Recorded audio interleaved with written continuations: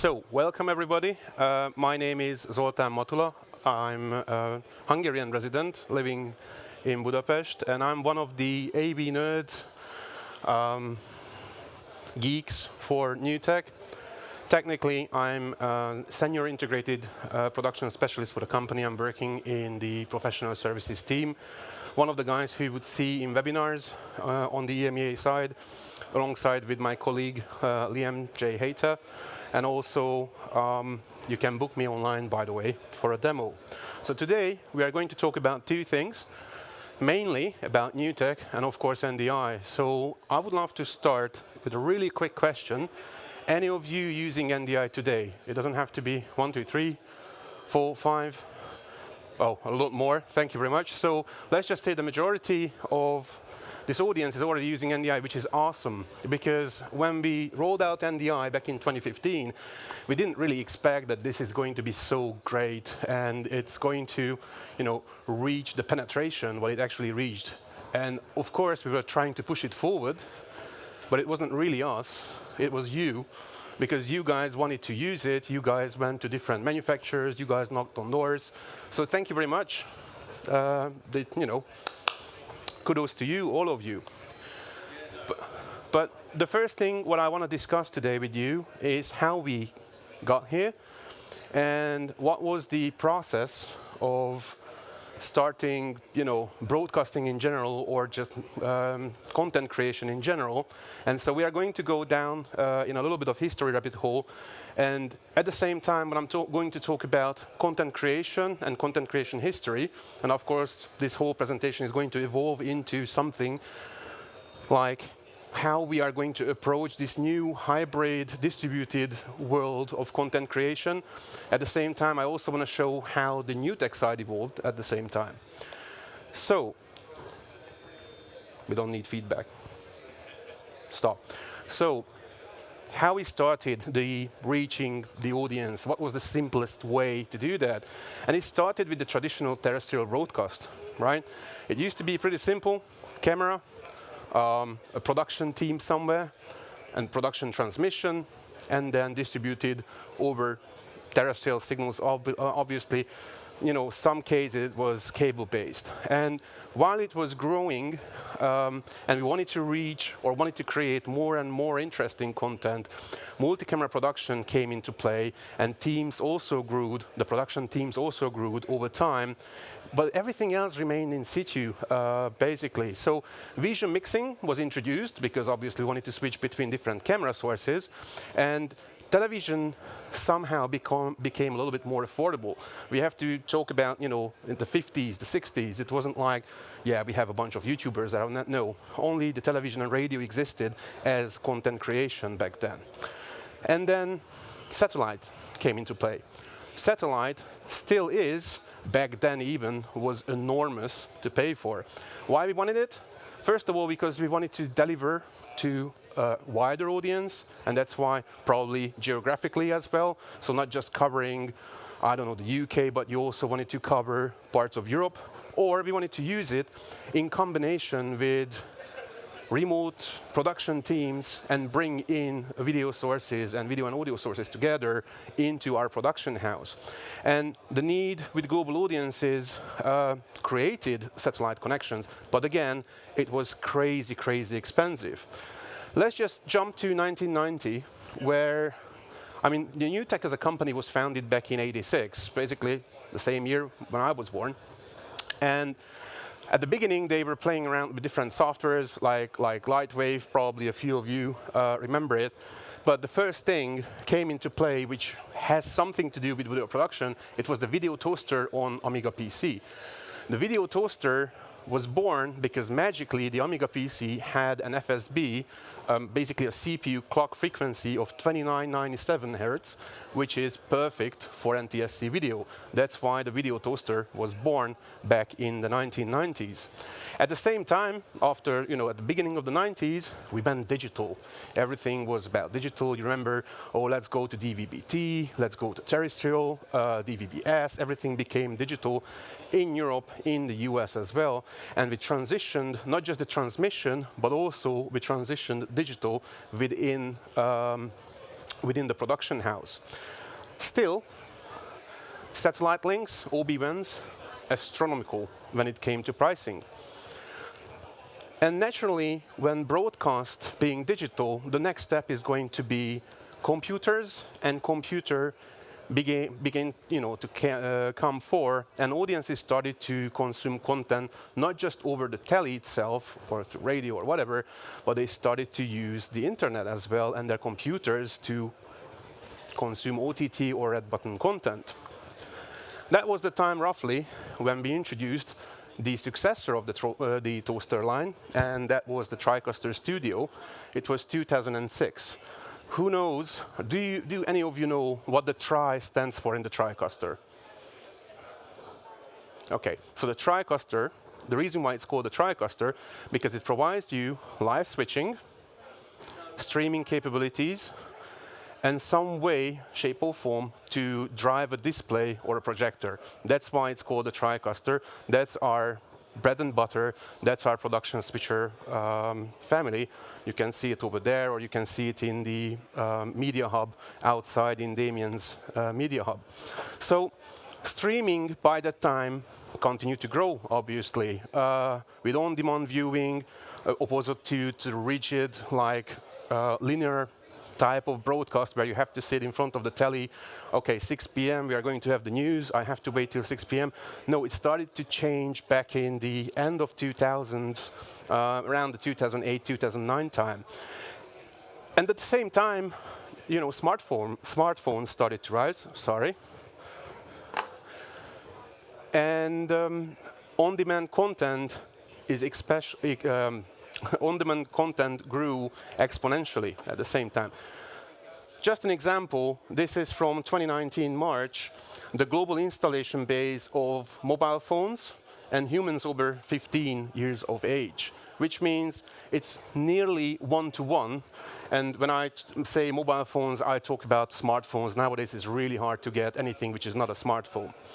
So that's a huge reach when we combine the traditional audiences together with all of these consumers who are consuming now content over their phone.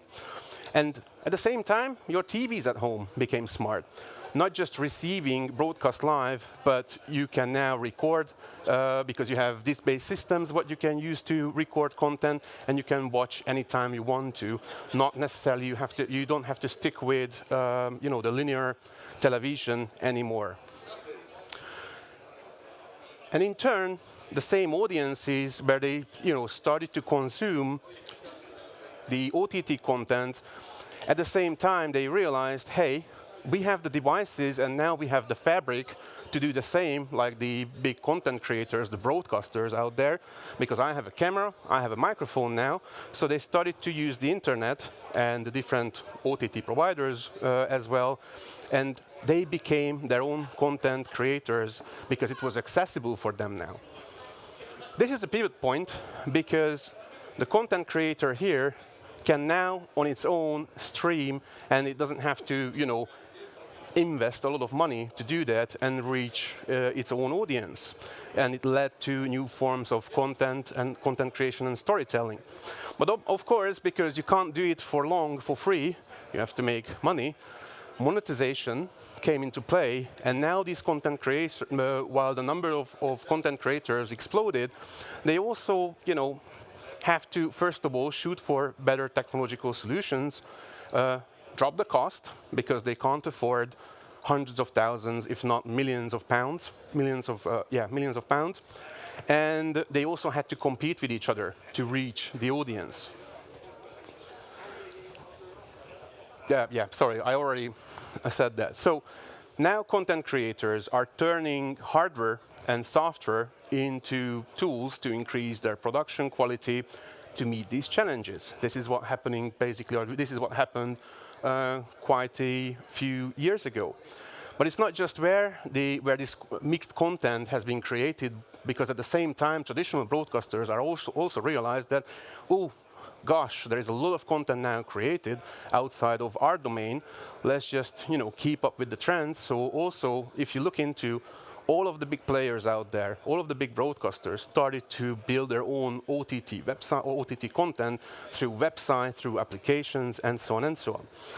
So, and as you can, if you recall it at the beginning of this presentation, I talked about satellite and OTT content, satellite and how you can have remote content creators brought into your production.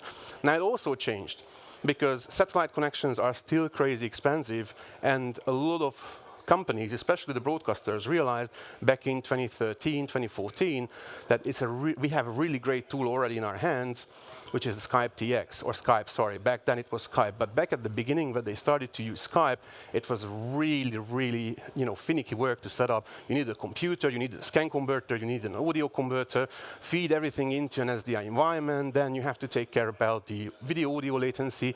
It was a pain in the backside.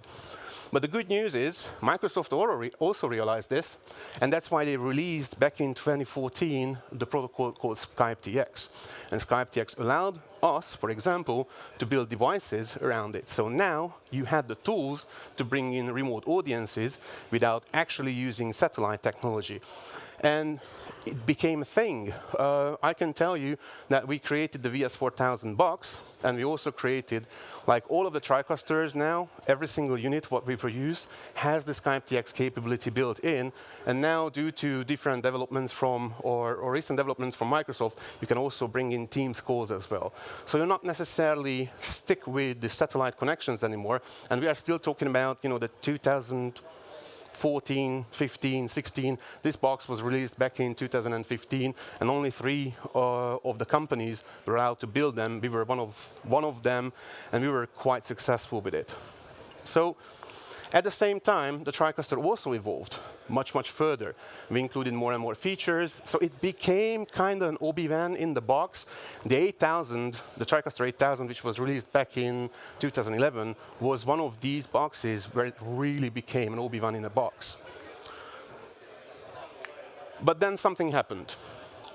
So what I told you so far, it was roughly, how much, 40, 50 years? And we've seen the steps, how digitalization, happened in the broadcast industry, in the content creation industry. But just over 1.5, 2 years, we probably progressed another 10 due to one thing, and that was COVID-19. This is one of my favorite pictures. I got it from Mark Risby, probably he tweeted it, and keep using it in every presentation because it's true. And it's not just the broadcast market, it's basically everyone out there, corporates, schools. We transformed digitally so much the recent 2 years, it's unbelievable. And it also changed the broadcast part, because if you think about it, how a broadcast station looked like in the past. You had an MCR, and you had everything there. Even an OB-WAN looked like that you had a huge OB-WAN, and everything was packed into the same space. And you couldn't do that. I mean, I heard stories from replay operators that due to COVID, they didn't want to go back to the OB-WAN because it was so packed with people, they didn't want to be there if it wasn't necessary. So overnight, COVID-19, due to its, what can I use here as a word, desperate isolation, what we had to do, everything became permanently disrupted. And we had to reconfigure the models, how we work. And this is the challenge, what we are facing today. For example, this is again a picture from Mark Risby. In March, that's what he had to do right away.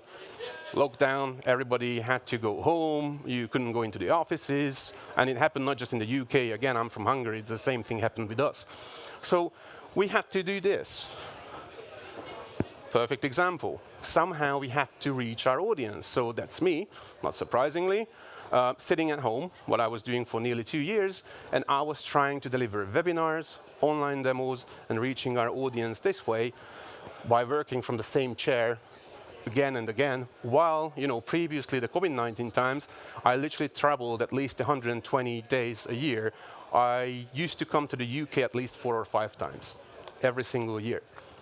And we also tried, during this period, a mass of different video conferencing applications.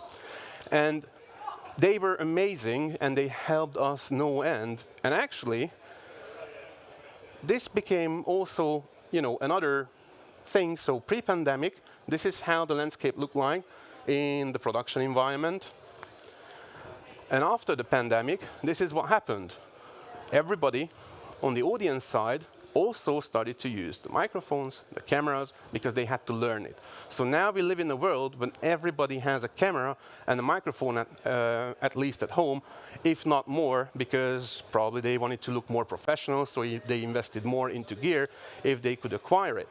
And at the same time, through software and networking and network enablement, now we live in the world where you cannot just, receive these video feeds, but you can also create. And this is where we are today, that everyone is broadcasting. And I know this is probably how I look like on stage right now with all that crazy arrows. So I know it very well, and I'm painfully aware. But at the same time, we live today in a world where more video content is going to be produced. But the cool thing is that we need to do it with the highest quality. So again, everyone today is now a presenter, a contributor, a producer, and also a content creator. So this is where we're right now, right? And in 31 years, we got to this point that we had the video toaster, we had the 8000, we had the Tricaster Studio, and back in 2020, we also introduced the Tricaster 2 Elite, which is going to, incorporate everything in as a production switcher or a production or media hub, or call it whatever you want.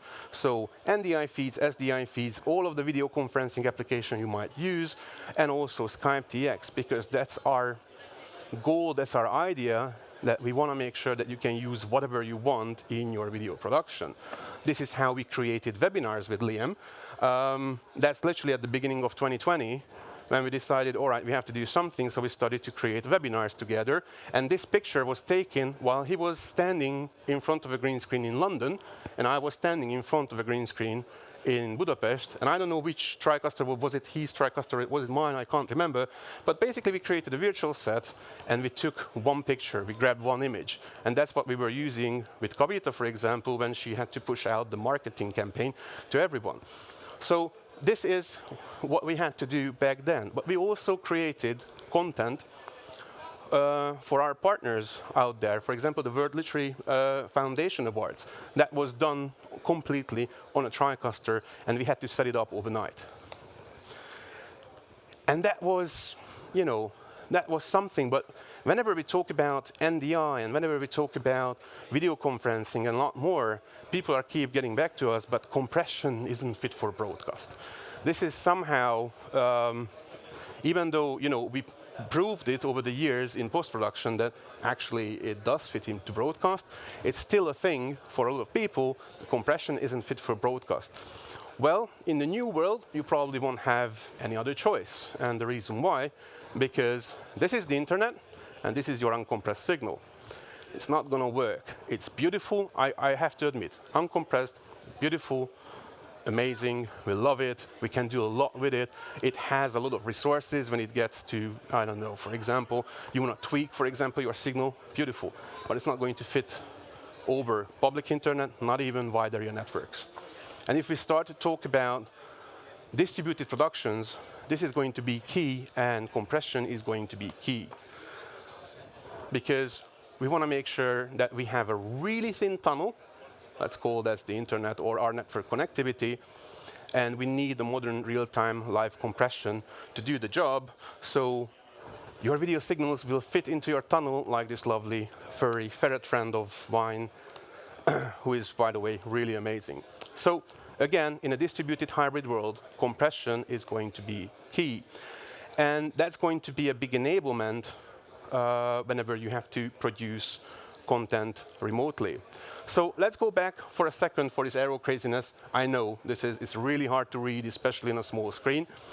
But everything what we do today, everything what we put into a production, kind of already compressed. If you think about it, all of those experts who were asked that, hey, what about this new thing called COVID, or what is happening right now in Ukraine? Everybody is brought in via either a video conferencing application, software, or Skype or some other application, maybe a caller application, doesn't matter, but everything is already compressed. And that's what we are using in our production environment, day in, day out. So long term, the interactivity, furthermore, is going to be more important, by the way, than the compression itself. Why? Because we want to make sure that we have all of these groups, all of the viewers, and we want to make sure that we can also interact with each other when we are creating these contents. And the next question is, what if we not just could connect to each other? What if we can do more, like interact with the remote sites? And how we meet this new way of environment in the distributed production world. So we can start again with the NDI tools, because I've seen a lot of people are already using NDI tools, NDI. Probably you guys seen this. This is the Ndi Tools Launcher, so nothing new. And since the NDI 5.0, we have something called the Ndi Bridge. And I don't know if have you ever used it, any of you? This is going to be a lot of fun, even though we have a terrible internet connection here, which, let's just say, it's not the most perfect for the application. So what the Ndi Bridge does, actually, it allows you to cross-connect over wide area networks or even public internet, NDI networks. So if you have an NDI production network like a small MCR at home, or even if you are a streamer and you have OBS or something which is NDI capable, or a NewTek Tricaster or whatever, or just a camera, you can run this software on a laptop, and you can join a similar software, which is there will be a host side and a joiner side. And what you can do is share the NDI network. So what happens, we are not streaming all of the sources back and forth, but one side is going to tell the other that, hey, I have a bunch of NDI sources here. The other side is going to say, hey, I have a bunch of sources as well. If you need one of those sources, let me know, and we are going to pass it through. So why is it interesting? First of all, it's completely, the handshake between the two sides is completely encrypted, AES 256, so, AES 256 encryption key used. So if you want, you can basically hide yourself, and if you don't know the password itself to connect to the host side, you will never be able to discover these sources. So this is how you can hide your sources over the internet. And the other thing why is it so cool, because you can cross-connect basically global sites to each other. So I've done tests with Ndi Bridge between Chicago and Budapest. It was working fine. We are doing every single webinar now with Liam between London and Budapest using Ndi Bridge. We are not using video conferencing applications anymore. We are not bringing in these sources to our production systems. So with that, I would like to go to here for a second. And I want to show you guys this application. This is the Ndi Bridge, and I'm already running a host in Budapest. And if everything goes well, and hopefully I'm connected to, hang on a minute. Let's see. Let me see if I'm connected to the Wi-Fi, because right now I have to use the hotel Wi-Fi. Okay, so cool, I already connected. So another pair of this application runs in Budapest on one of my devices. And it's not going to be the most perfect demo, unfortunately, because we have a really bad connection here. And even though I have a gigabit upload link at home, it's not going to help. But if you already use the NDI tools, and if you know what the NDI tools are, this is the studio monitor. And obviously, this is for monitoring NDI feeds across your network. So because I have a single laptop here, that's the source I have on this side. The other source is right here under this. But there is another thing. We have a media hub outside with Damien. I'm going to talk about him as well. And he's also joined to the same NDI Bridge network. So he's connecting to Budapest at the same time. I'm connecting to Budapest. And if I want, I can pick, for example, this PTZ camera here. I hope it's mine. Yes, it's mine. So it's pointing to my Lego collection back at home.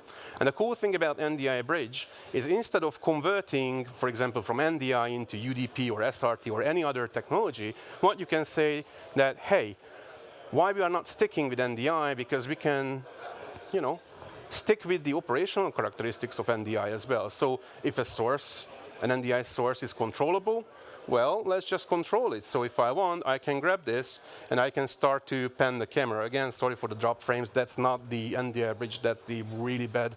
I'm using the public Wi-Fi in the room. That's how, that's why it's so bad and dropping frames. But you get the point.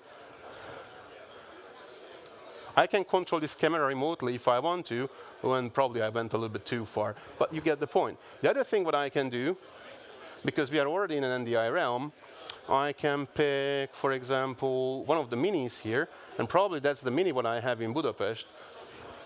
No, that's actually Damien's mini. And right now that signal comes from Damien, because we don't have a single cable pulled here between the entrance and this room. It goes back to Budapest, and it comes back here over NDI. So, but I want to control the other mini, which is this, and this is my unit back in Budapest. So if I want, again, distributed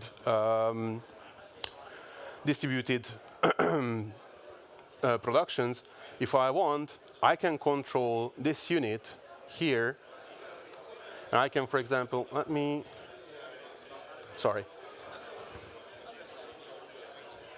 So if I want, I can start to control remotely this device. Again, probably I should stop this demo because it's not looking good, but believe me, this is not, unfortunately, not the Ndi Bridge, but the connection what we have in the room. So, but the whole idea is you can try it for free because this is part of the Ndi tools. The only thing what you have to do is, on the bridge side, set up port forwarding. So you have to select a port. If you go back here, you have to set up a server port on the joiner side, at which port you want to use it. You can go home, download, and even on your home network or 2 home networks, you can try this if you want, okay? Completely free, try it, and then you can send back and forth NDI sources. So let's go back to the presentation, shall we?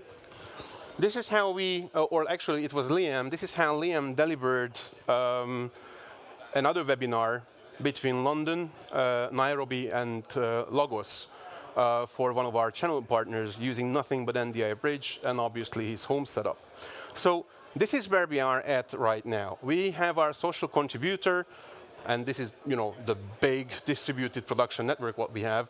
This is your social contributor. We can also use video conferencing application. Again, the TC1 Pro and TC2 will support a lot of different video conferencing applications, and nearly all of the modern Tricasters are also going to support Skype TX. We can bring in audio as well through Dante and AS67 or even NDI or USB connected. But what else we can add to this production network? So you've seen it already. We can set up a PTZ camera, even remotely, if I want to. So the PTZ camera obviously stands for pan, tilt, and zoom cameras. And this is one of our devices. You can see it over there at the Digibox booth. We have one unit there. One of the advantages of this device is it uses NDI-HX, which is a much more compressed variant or flavor of NDI. But the cool thing is you can not just send video and audio here, but you can also send back control signals. You've seen it that I controlled over NDI that camera, and that's what you can do. Something unique for this camera is that we can add the mini XLR professional audio connector. We have it on the back of the camera, and we also have a cable, so you can hook up in-room audio through the camera, and it will embed your audio into your NDI signal. But the coolest thing of all is everything happens through one cable. So, for instance, in the Supreme Court of Ireland, the Supreme Court of UK and Ireland, we had an installation where they couldn't drill another hole because it was a listed building. All they had is, the cable tunnels, and they said, hey, you have to sort it out that way. With these PTZ cameras, literally one cable to power, send video signals, receive audio as well, control remotely, and because, again, these are PoE+, PoE, or PoE++ capable cameras, this one is PoE+, that's why you can do everything on a really cheap Ethernet cable. So, yet another thing, I'm going to skip this slide because I'm happy to get into the differences of HX and HX3 and high bandwidth, and I'm really happy to talk about it probably with you one-to-one. But it also introduced the brand new, the HX3 as a brand new variant or flavor of HX, because NDI-HX, technically, it's a Longo protocol, and it's roughly around 20, 25 megabits. That was HX1 and HX2. That was the maximum for it. With HX3, because people kind of complained that, hey, it has a little bit higher latency than the rest of the the regular NDI signals. We introduced HX3, where you have the capability to actually choose an iframe-only long-op structure, which means you don't have to wait for the backward and forward predicted, the B pictures, basically, to calculate your actual frame, what you want to output. So that's why your latency is going to be much, much lower on the PTZ3 cameras than any other HX camera out there. Again, going back to the bridge thing, think about that you can have a teeny tiny mini 4K. Again, you can check it on the Digibox 10. You can have a bridge connection between, for example, let's say, a CEO of a company.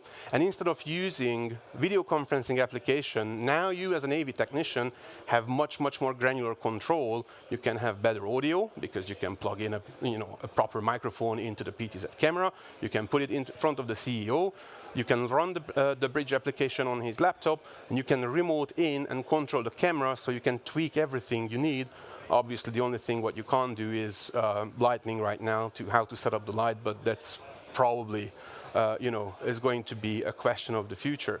So I'm going to skip this again, but I'm really happy to talk about that if somebody's interested. So we already have the remote contributor, the social contributor as well coming in, the video. So this is our distributed production network. And what if we want to do a little bit more than just have someone in front of a PTZ, like a video journalist wants to create some reports with a little bit more, or you have to cover one of the political parties' assembly, and you want to make sure that you can have 2, 3, 4 camera angles, and you can also play back pre-recorded clips. That's why we have the Tricaster Mini X family. That's the perfect flyway kit, because instead of grabbing a rack or having something really big and bulky or an OB band, what you can do is shove this bad boy into a backpack. You don't even need the control panel if you don't wish. You can have a couple of these converters, or you can run Ndi Tools software on a laptop and turn this laptop into a video source. You can have cameras. You can use your phone literally as a camera application, and you can feed everything into the Tricaster. You can have a look again on the Digibox stand, how great it is, how small it is. And you can create a self-contained environment with these devices, either with the Tricaster Mini X, which will have 4 HDMI inputs on the back. So if you're still using HDMI-based devices, all you need to do is add power to the device, have the 4 inputs on the back of the unit, and probably internet connectivity if you want to. The Mini 4K is a little bit different because you don't have the baseband ports anymore, but you have 4 additional gigabit ports with built-in DHCP server and PoE capability, so you can literally plug in PoE devices like a PTZ camera or one of these converters to convert baseband signals or power cameras from that one Mini. And again, it can become a self-contained environment. So you shove everything into a rucksack and fly away with it instead of checking in large luggages or flight kits. So that would be the rethink of the flyway kit if you want to, because this is literally carry-on sized production kit instead of the large rack-mounted versions. So we already have yet another element of our distributed production. But what if, and sorry, ladies and gentlemen, but I need a sip of water. I'm talking too much. Sorry. What if you still need the capabilities of an OB band? But here's the thing. OB bands, as we know them, beautiful, amazing, I love them, but these are monstrosities. So if you had to get into the downtown of any European city, probably you will run into limitations to 3.5 tons. That's it. You cannot get, you need special permit every single time, because these things could grow up to 20, 24 tons, even more. These are huge. I mean, the big OB bands.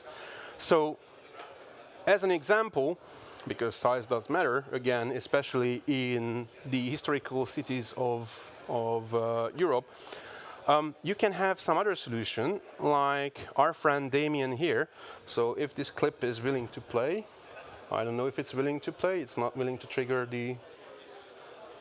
well, I have to do it here. So at the entrance of the hotel, you will see his media hub, which is basically a converted horse box, equipped with our products, with Starlink capability. So he can do slow motion, because he has a slow motion system. And actually, I think that's going to be my next slide, so I'm not going to rush forward with that. But he has live view capability. Again, he has Starlink connectivity, so he can connect to the internet anywhere where he is.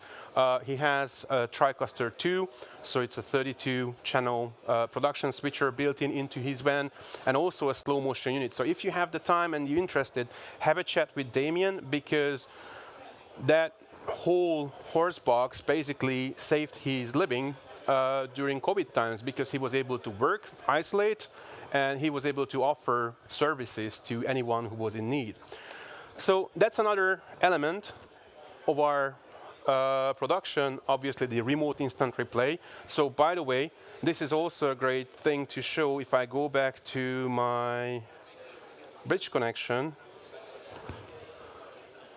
and I don't know if it's, oh guys, this is horrible, sorry for that.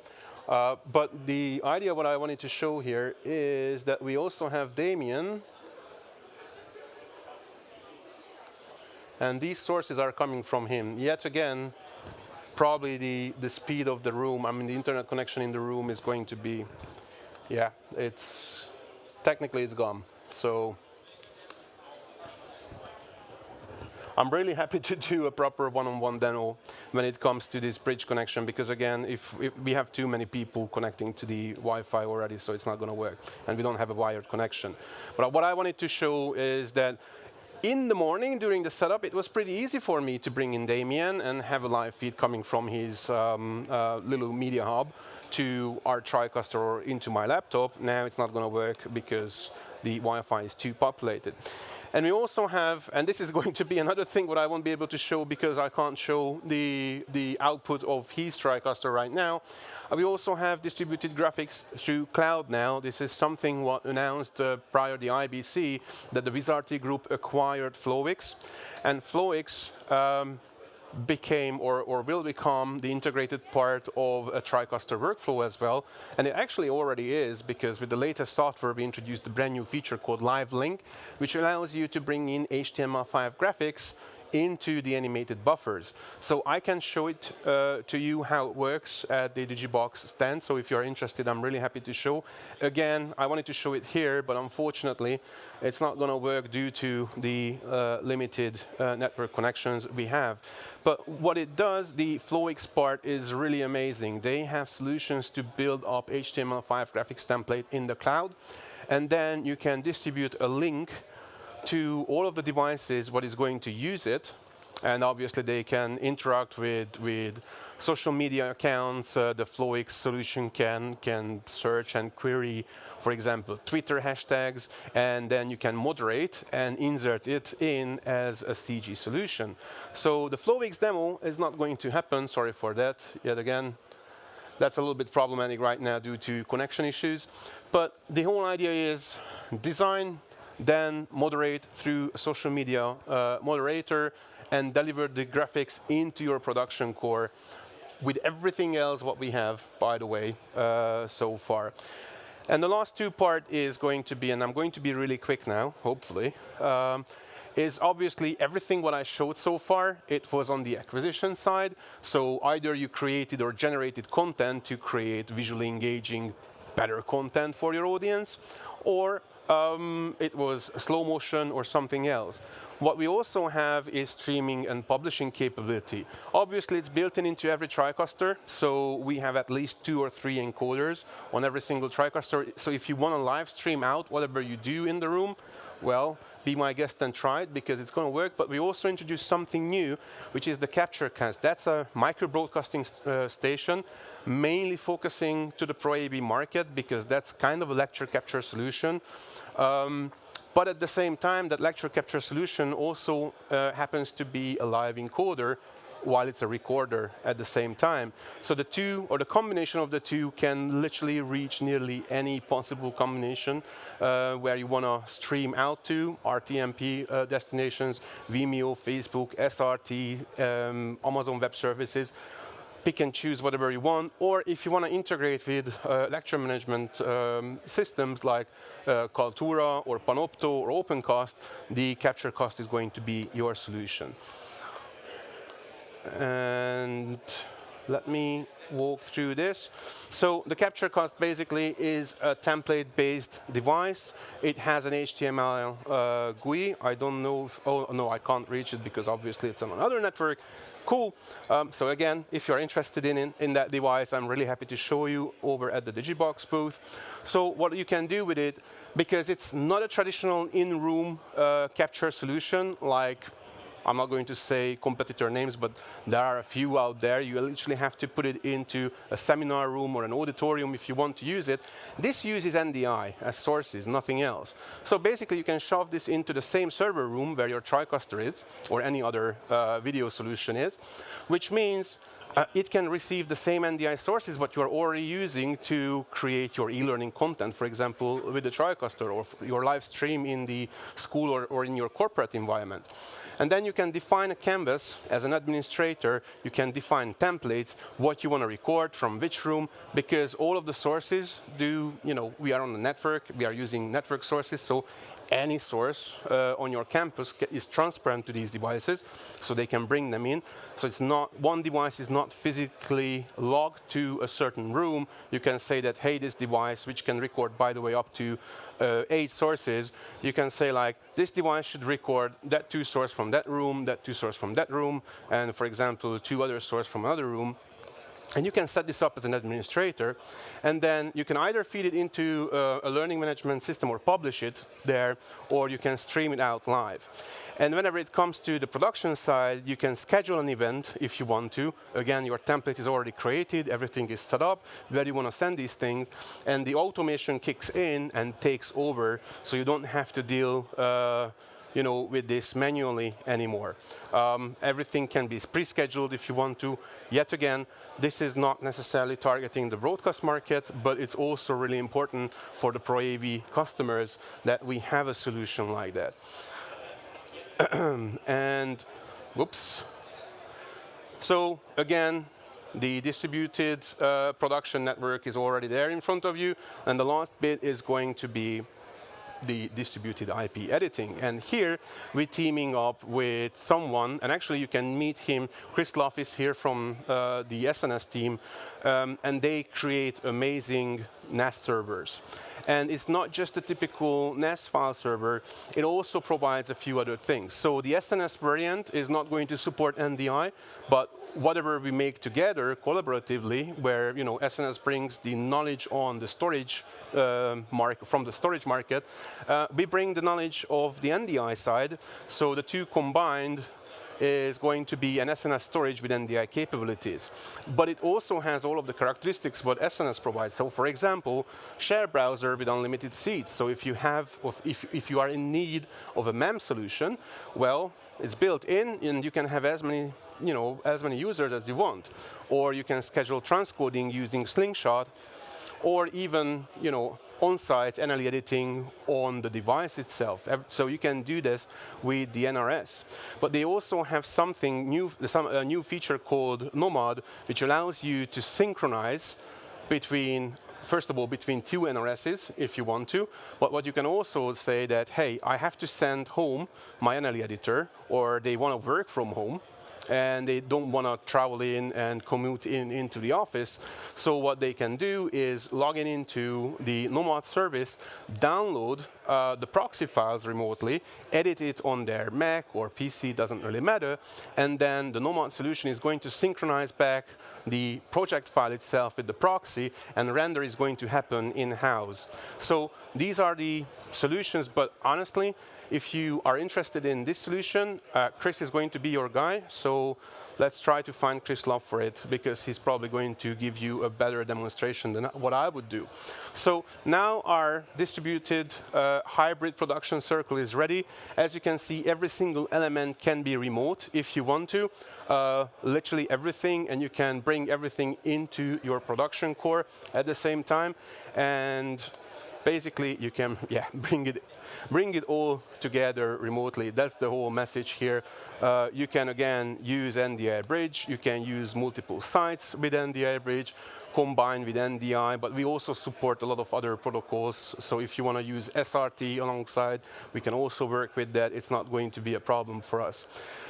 So that being said, why is it important for us and why is it great? First of all, it reduces the impact on the environment and kind of increasing happiness, because obviously it was really good to see people after COVID, and I'm really glad that we came back to these meetings and gatherings. But honestly, I don't want to go back to the way where we've been. And the reason why, because as I said at the beginning of the presentation, that I traveled 120 days a year. That's a lot. Explaining to my wife that why I have to hop on a plane again and fly to somewhere, it was yet another problematic question. That means people don't need to travel as much. Obviously, we still want to travel, we still want to meet each other. Equipment doesn't need to travel. Compression enables broadcast quality content to be sent and controlled remotely.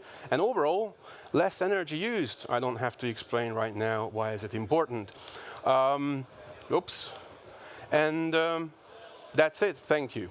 That was the whole presentation. Thank you very much for your attention.